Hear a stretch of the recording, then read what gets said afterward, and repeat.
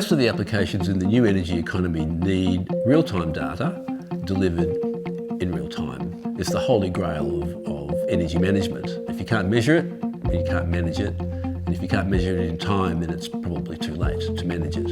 I can't think of a single application in the new energy world which can't benefit from real-time energy. People think of electricity in two different ways and they sometimes get them mixed up. One of the aspects of electricity is power, and the other aspect is energy. Power relates to how fast you're using energy, how much you're using in a given amount of time, and that's what real-time energy is really good for. The traditional way of measuring energy was just to measure energy, which is the total amount of energy that you used yesterday or last month, and that's what you got billed for. But of course, that's a little bit late to do anything about it. The real use of real-time energy is so you can manage it right now. The devices are easily installed. They have a single computer in them, which handles all the energy management, measurement and communication structures, which allows us to control the way in which the product works. I'll give you an example of that. When we want to change the current transformers, that's a setting in the device. We don't have to physically remove the device and change anything about it. We can redirect the data to different servers, so there are about 50 different parameters in this device that we can control. We're aiming to have this product address all of the requirements of the new energy market.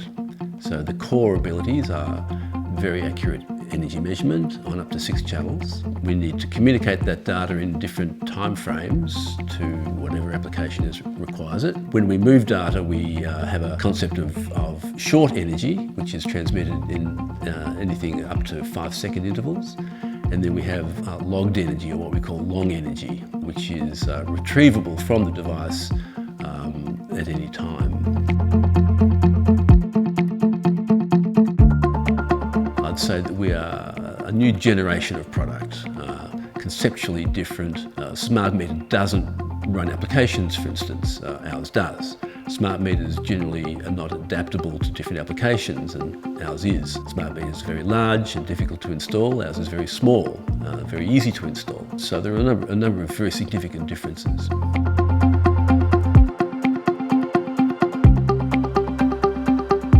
Most of the new energy applications are retrofits.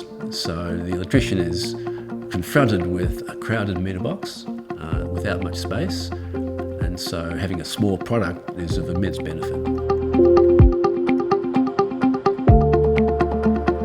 The auditors support 2 different physical layers at the moment. We have a Wi-Fi version of the product and a 3G version of the product.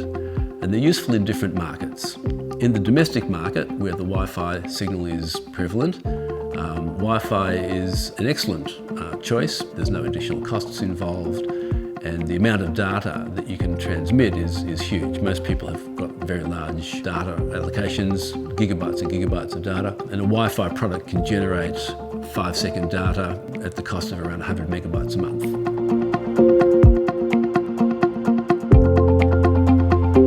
It's a matter of choosing the correct communication technology for the required application.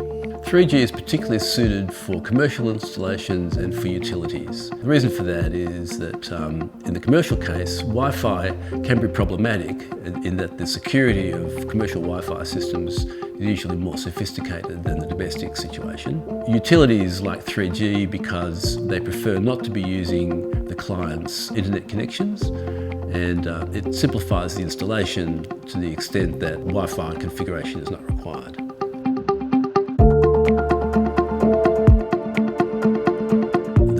Logs the long energy, it logs the critical billing data in the device itself, and the protocols that connect the auditor to the internet automatically recover that data after there's any kind of system or communications outage.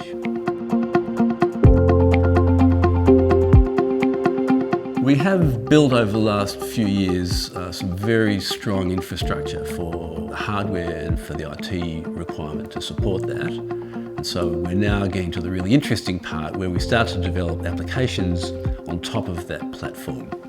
The kinds of applications we're looking at all relate to the better use of real-time energy. So we can run applications in the device, or we can run them in the cloud.